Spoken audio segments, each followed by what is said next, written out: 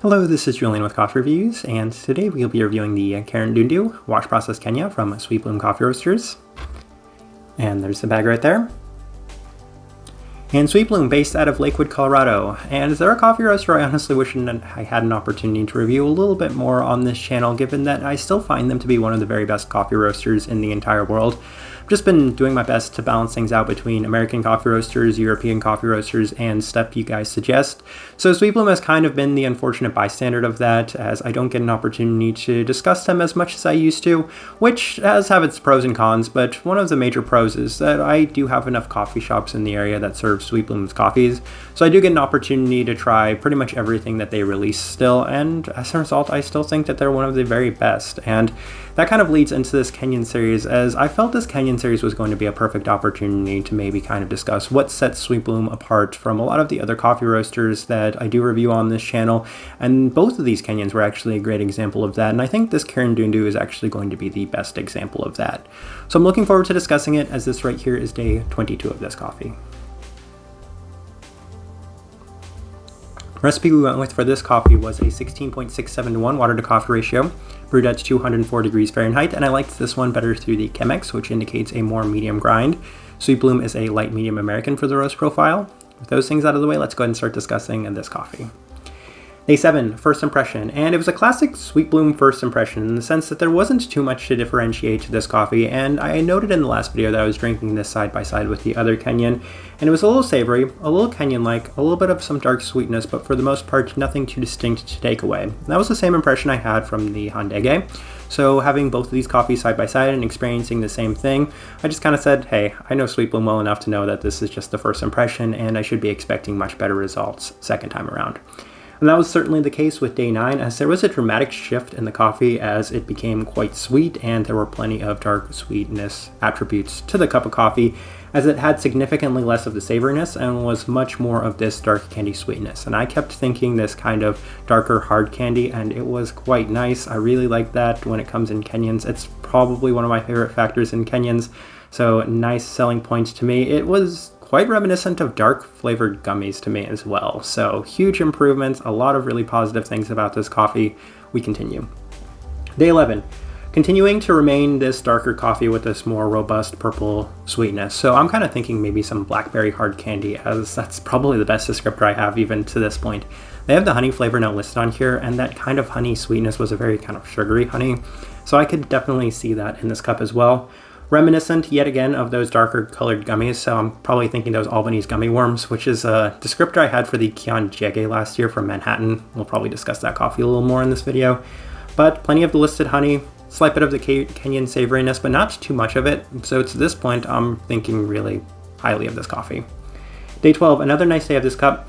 It does seem to come out a bit sweeter and cleaner through the Chemex, as it was brewed with the V60 today. So I was experiencing a little bit more of the savoriness, and it still had plenty of the dark candy sweetness, but this is why I preferred the Chemex, which is kind of funny because the Handege was the other way around, where you're experiencing more savoriness through the Chemex, but it just does go to show that brew method can play a pretty significant role in your experience with the coffee.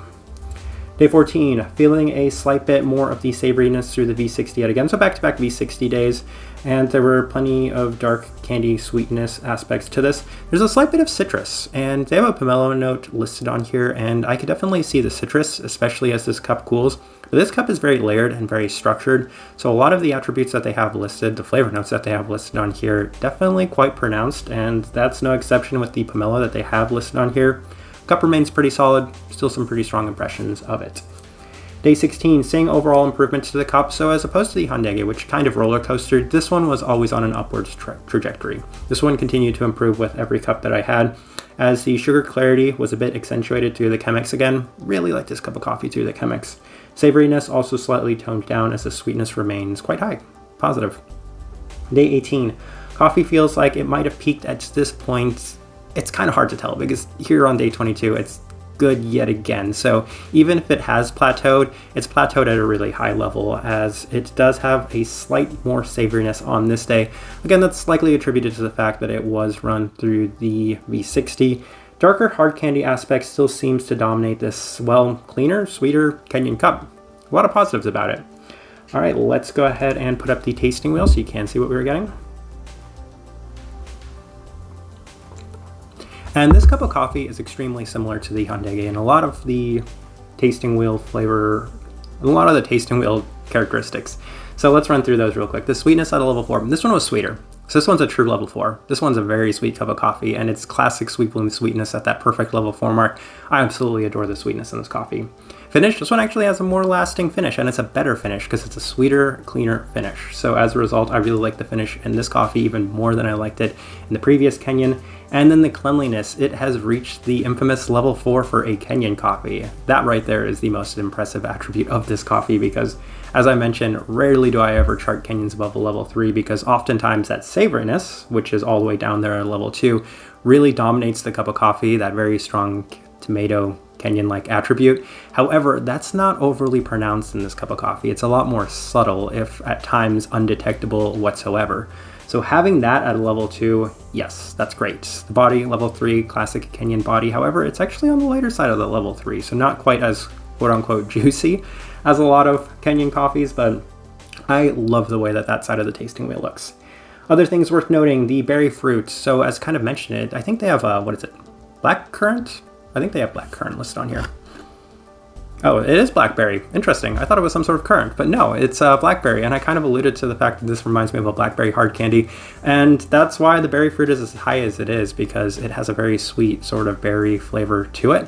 So that makes a lot of sense being as high as it is. The citrus was more pronounced in this cup than the previous Kenyan, so that's a nice little selling point to me.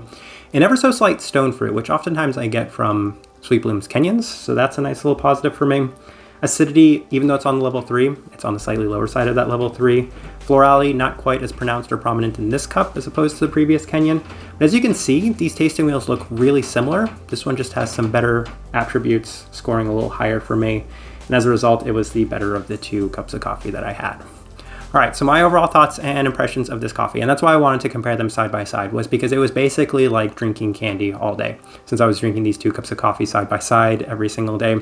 So it was basically going from cherry starburst to basically blackberry candy / darker colored gummy worms, and as a result, it was just like a candy-filled day of really wonderful sweet cups of coffee, and as a result, I think that they complemented each other really well.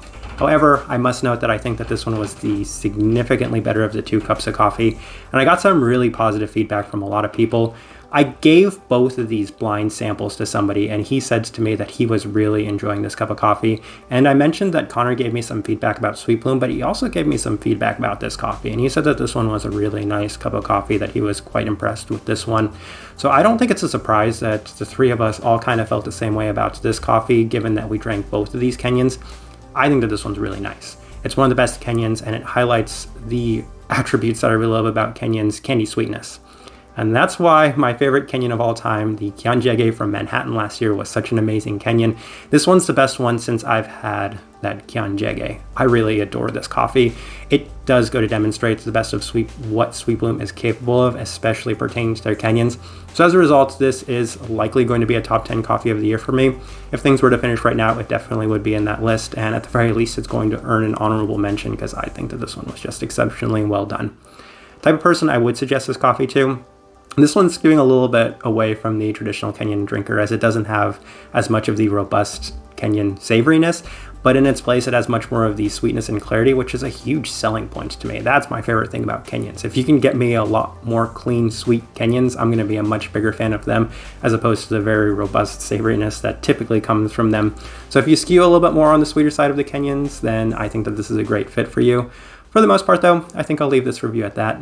If you by chance had an opportunity to try this coffee, we'd love to know your thoughts and impressions of it as well. If you're enjoying the content, give this video a like, subscribe if you're not already subscribed. But this right here has been a review of the Karindudu Wash Processed Kenya from Sweet Bloom Coffee Roasters. Thank you for watching.